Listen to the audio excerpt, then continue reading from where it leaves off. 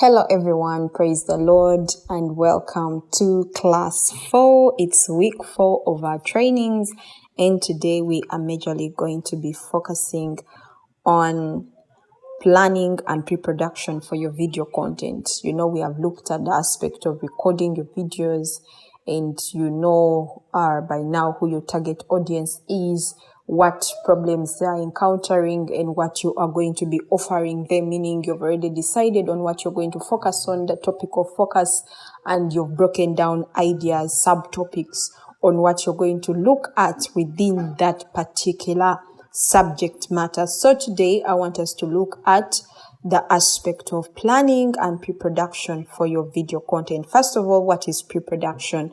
Pre-production is the planning phase before your filming begins. When we talk about filming here, we are majorly looking at coverage. You know, you're going to record, you're going to have all that you have planned to do to be recorded. So before your filming begins, pre-production is the planning phase. So why do we plan, or why is it important for you to plan? Planning saves time, or you having the plan for your filming, it saves time and reduces mistakes during filming. It ensures the video communicates the intended message. It helps organize resources, location, props, and talent. So what are some of the key steps in pre-production? Number one is script writing. It's very important for you to have a script for any of your content that you're to do, whether it's a music video, whether it's a film, a skit, whether it's an interview, a talk show. It's important for you to script them. So some of the key steps: 1 is script writing, 2 is storyboarding, 3 is short planning your shots. Remember in the previous class, I told us about the close-up shots, the medium shots, the wide shots, when do you use which shot. So if you have your script, you have your storyboard, that means you'll be able to plan your shots. Then number 4, choosing locations and props. Perhaps whatever you need to shoot. Let's say, for example, you're shooting a film, you will need a location. Whose house are we going to use? Which street are we using? Or you're doing a music video, still you need a location, okay? Or maybe you are doing, let's say, a talk show, you know, or you're doing a news broadcast. All that, you need locations, you need props. So it's important for you to take note of that. Then number 5, planning lighting, camera angles, and audio. So everything that you're going to need in your production, you need to plan for them. So what are the script writing basics? First of all, the importance of a script is, number 1, it guides the flow of the video. So if you have a script, it will guide the flow of how your video is going to move. And then secondly, it ensures clarity and focus. You know, than where you come, you have a lot of things, then you say this, then you find your mind is diverted. That's how I used to be. I'll just come, talk, and then when I feel like I'm done talking, that's when I end. But I've learned and I've adopted to using scripts. I have a guide. So I know this is what I plan to teach on, this is what I plan to share on. So my communication, my engagements must be around this. So my communications, my engagements have to be around this. So I don't try to engage outside what I've defined. If I'm trying to engage, maybe I'm giving an example or an experience. So it's very important for you. Your script will ensure clarity and focus, and then it helps manage timing for short and long videos. Imagine if you don't have a script and you want to do a short video of 1 minute. How incredulous that will be. It will really be amazing for you to achieve that. So if you have a guide, you know that these are my key points in my short film. I'm going to just talk about the 3 elements of storytelling, and then that's what I'll deliver, that's what I'll do, and good, I'm on point. So it helps you manage timing for short and long. Then what are some of the types of scripts? We have short video forms. So there is you writing for your short videos, which are around 1 to 3 minutes. Yeah. So here you're focused on one main idea. You're keeping your dialogue short and impactful. For example, When it comes to short videos, which are around 1 to 3 minutes, you focus majorly on one main idea. Maybe I want to just talk about creating a content calendar. The 5 things to consider while creating a content calendar. Number 1, this you get. So you're not so much going in depth. You're just keeping the things straight to the point. You're keeping the dialogue short and impactful. So an example can be a social media clip, maybe an announcement or a tutorial snippet. You're just picking out parts, okay? Then we have the long form videos, which are like 5 minutes to 15 minutes or even more. So this can include multiple points or segments. Now, like these trainings, you find they are long form videos, and they include detailed instructions or storytelling, and so you can look at vlogs. Vlogs fall there. A vlog is more like someone giving you updates of their life, what's going on, real life events, okay? Then in-depth tutorials, like what we do on this platform, interviews, all those are examples of long-form videos. And then, what are some of the things to consider on your script structure? How should your script look like? The script structure, what is your hook? A hook is like 10 seconds. So, how are you going to grab the attention of your viewers within the first 10 seconds? That's something you need to consider as you're writing your script, as you're coming up with your script. Then the introduction. Introduce your topic and purpose. Yeah. If you're talking about the 5 tips or 5 things to consider while creating your content calendar, look into that, give flesh. Yeah. Introduce your topic. Introduce what you're talking about. And then the body, present the main points clearly. When you're looking at your body, you're giving the gist of everything, the nutrient of everything. So it's important for you to do that. And then have a call to action. Tell the viewers what to do next. Yeah. Maybe after this, subscribe, share the link, visit our website, sign up for the course. So it's important for you to include a call to action. And then finally is the closing summary or key takeaway. Though most people don't do this, but you can choose to do that. Once you're done with your video, have a summary or key takeaways that people should consider. Okay, so those are just some of the things to look at on your script structure. Now, when it comes to the tips for script writing, what are some tips that you need to take note of? Use conversational language. Keep sentences short and clear. Okay, mark timing for each segment. So if you choose and say that the body is going to take this long, mark it. The introduction is going to take this long, mark it. So mark timing for each segment. And then highlight visual cues in the script. For example, this is a cut to B-roll of product. So there are parts where you may want to, as I'm explaining, not like as I'm sharing some of these things, I know here I'm going to put a B-roll, I'll put a video that's explaining what I'm saying. So you can highlight such and have visuals to back up the things that you are teaching or sharing, okay? Then number 3 is storyboarding and short planning. Already we have talked about the script writing. Now, we have to make our storyboard and we have to plan the shots. So storyboarding basically is more of a visual representation of each scene or shot. Someone will say, but doesn't this just work for only movies and films? No, it doesn't just work for only movies and films. For example, someone may say, on my storyboard, at the beginning, the first part of the intro, this is what I want to focus on. Maybe the hook, I want the shot to be like this. Maybe the hook starts when I'm looking, the camera is looking at the back of my head. Then I rotate my chair and then look and I'm like, hey, you get. So, storyboard is a visual representation of each scene or shot, and it helps visualize how the video will flow, shows camera angles, movements, and transitions. Glory to God. So that is just briefly a definition or the picture you need to know about storyboarding. So what are the components of a storyboard? A storyboard, number 1, we have the frame or the sketch. It's like a rough drawing or diagram of the scene. So you have to have a sketch of more how you want your scene to look like. Then the description, what happens in the scene. So you have the sketch, then you describe what is happening in that scene, and then the dialogue or the script notes is what is being said, or the voice over, the words that are being said. And then you have the camera notes, which has the aspect of what angle is being used. Maybe here it is a low angle here. Then you have movement. Maybe the camera is moving from the left to the right. Maybe it's being tilted or it's being panned. All the type of shot. Okay, maybe here I'm starting with the close-up, a medium shot. Maybe it's just showing my handwriting. This part I'll have my pen and I'm writing in my book. So the camera is focusing on my writing in the book, and then it will move slowly from the book to my face. So what are the probes or visuals? Items that appear on screen. The probes or visuals, these are things that appear on your screen, okay?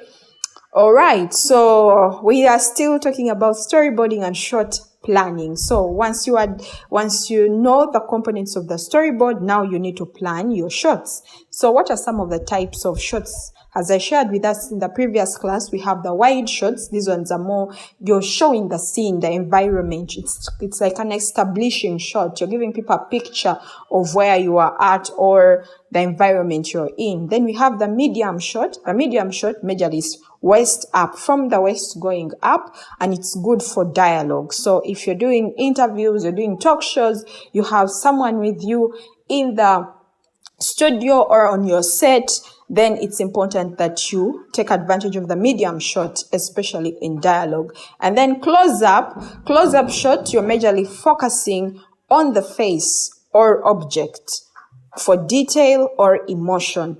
So that is majorly the close-up shot. Then over the shoulder shot, this one adds perspective. This one is usually used more in films or movies where someone just, the camera is being shot from someone's shoulder and viewing the other person who is speaking. So if you've been watching films, interviews, talk shows, and you're keen at observing those things, you'll be able to know and identify these things. So camera movements, we have the pan, the tilt. Pan, you're moving from left to right or right to left. Tilt, you're moving from down, up, down. Then zoom, either you're entering in a person or coming out. So there is zoom in, zoom out. Then we have the dolly or handheld. So it's important that you plan your shots. Plan the order of shots to minimize setup changes. So it's important for you to take note of that, okay? Then number 4, now that you've finished planning your storyboard and planning your shots, it's important for you to choose locations and probes. So the locations, when it comes to location, you need to choose a location that supports the story. So if it's a film and your script is saying that you're at the marketplace, then you need to get a scene at the marketplace. Or if it's news and you're reporting about what transpired at the market, it's important that you get a scene, or you may use a location where maybe someone is reporting, okay, now Chireka market, this and this and this is happening. So you find that maybe the background, people are busy selling things, a lot is happening, people are buying and selling, okay? So it's important for you to determine your location. So choose a location that supports the story.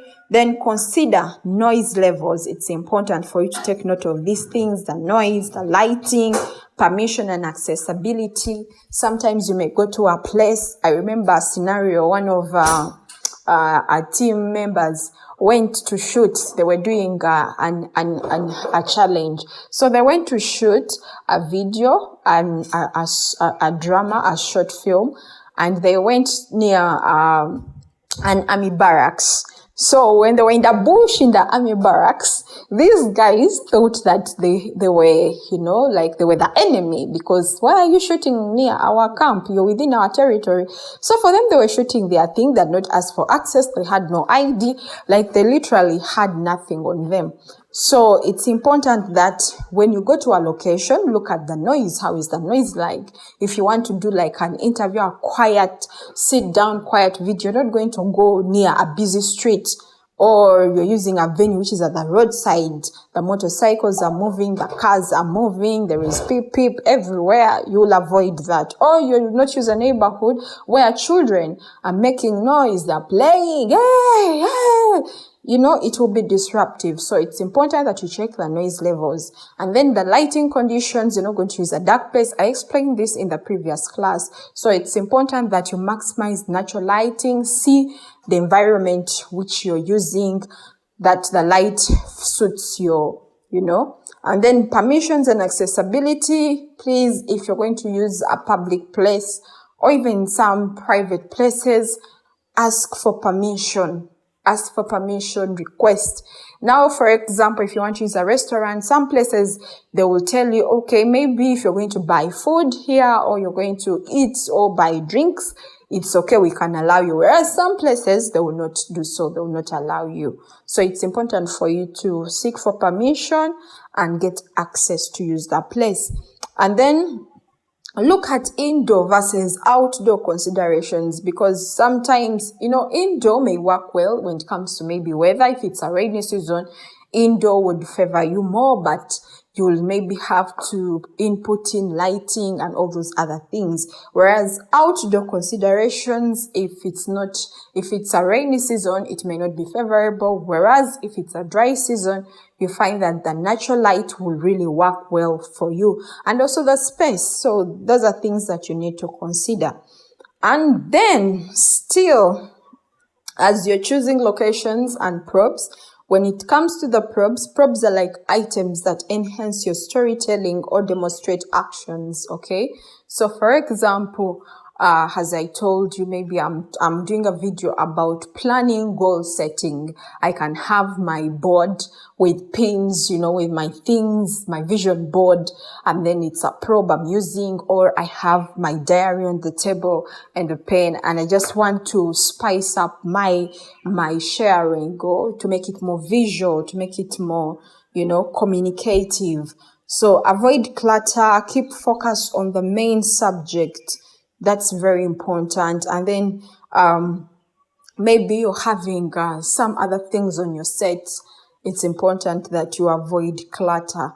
And then examples of probes, we have tools, books, decorations, tech, gadgets. You've seen people who, when they are doing maybe their talk shows or their interviews, they have maybe a tab on the table, or they have a computer, laptop.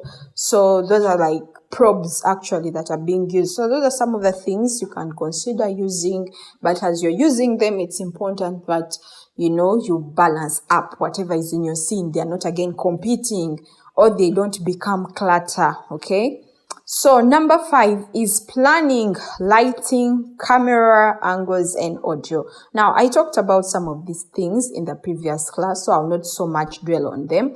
But when it comes to lighting, you need to ensure, first of all, lighting ensures that your subjects are visible.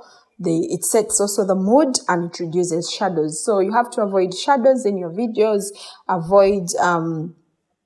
make sure that your subjects are visible. Even when you're recording, make sure that you're visible, your face is visible, or whatever you're recording is visible. And then when you have lights, or when you set up certain lights, there's a way they set the mood or change the mood. So lighting usually is used to communicate different kinds of moods.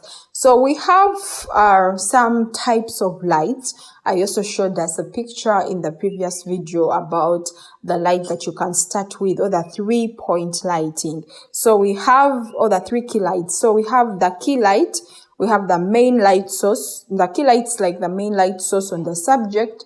You have your person is seated there. Let's say it's like an interview set, or it's a talk show set, and someone is seated there, or even it's a sit down. You have the main light, which is called the key light, which hits majorly on the subject from the front upwards. And then we have the fill light. The fill light majorly helps to soften shadows, because now if you have one light, you find that maybe there are some shadows just below the eyes. So you get another light, which is now called the fill light, which is focusing on softening the shadows or removing the shadows from the person's face.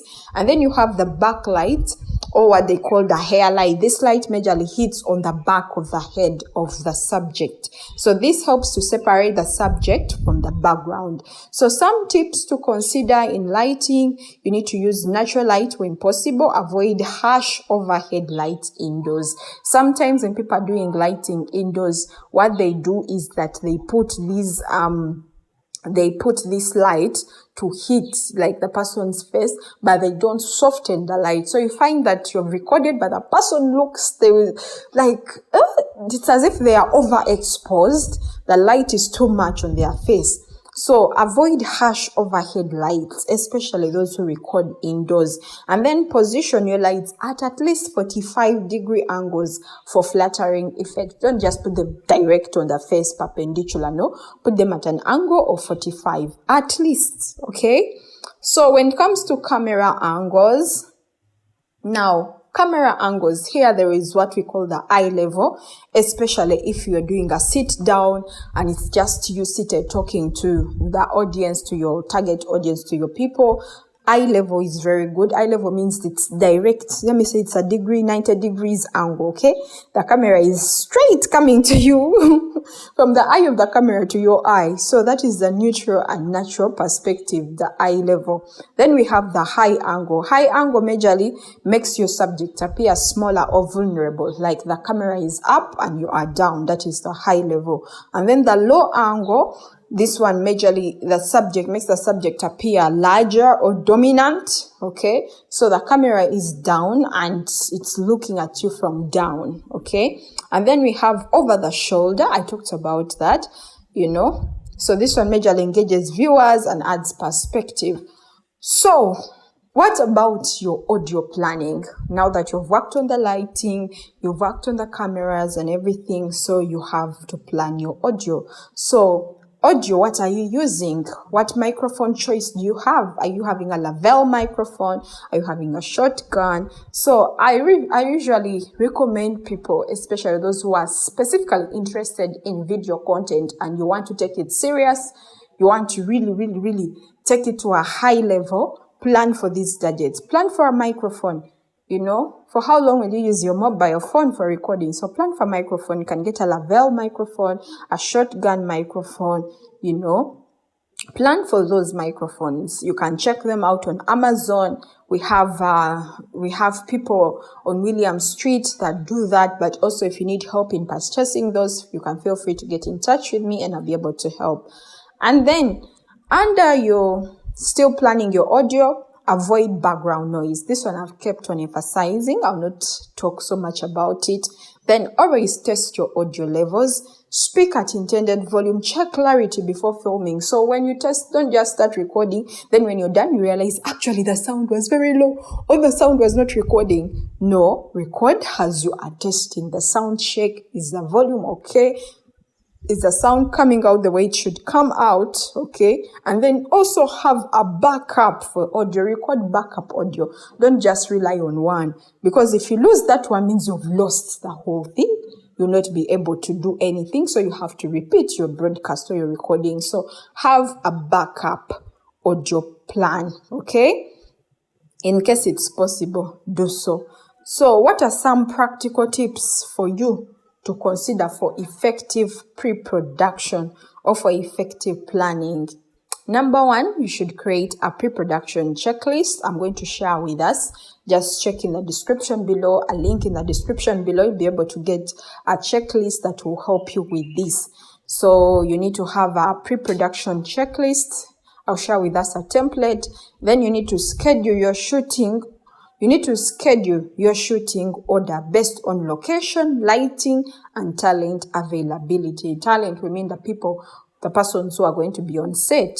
So it's important that you schedule your shooting in that order. Look at the location, then look at the light, look at the person or the people you're going to use. Then conduct a test shoot to identify issues before full filming. Before you start filming anything, try to first test, check out everything. So when you know this location is okay, the lighting is okay, the sound is okay, the background is okay, then you are good to go to do the real recording. Then keep all your assets and notes organized for smooth production. So when you're done recording your things, keep them well, keep the audios well, the B-rolls you're going to use, any other thing that you're going to use in your video, it's important that you keep them well. I hope we are clear up to that point. So for today, basically, that's what I wanted to share with us before we start editing, because when we are starting editing, it will be easy for us when we have this picture of how our videos are going to be like, okay? Because in planning, as you're scripting and visualizing, you have the picture of how your end product is going to be like.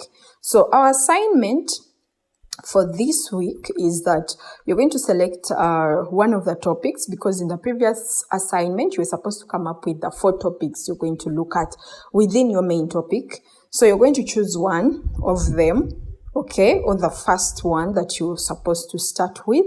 And then you're going to write a script, whether it's a short video or it's a long, you're going to write a script for it. And then you'll create a storyboard with at least 5 key shots, okay? And then you will list the location, the props, and the camera angles for each shot. And then you will plan your lighting setup and audio requirements. So the submission of this, you need to submit this either in PDF or images of your script and storyboard. Okay, and then the list of the location, the props, the lighting, camera, and audio plan you're going to use. So that is it basically from today's class. I hope that you have learned as much as you can learn today, and I'm looking forward to seeing your submissions and to hear your experiences. Please share the experiences that you have as you're doing this class, as you are practicing the things that you are learning, and ask questions if you do have questions. Interact with others, get to know what the other students are doing so that you are not left behind. Otherwise, if you have not subscribed to the channel, please subscribe to the channel, like the video, and leave a comment in the live chat in the comment section, your name, where you've been attending class from, and what your major key lesson is from today's class. Otherwise, that is it from me. Till next week. Have a blessed week. Shalom, shalom.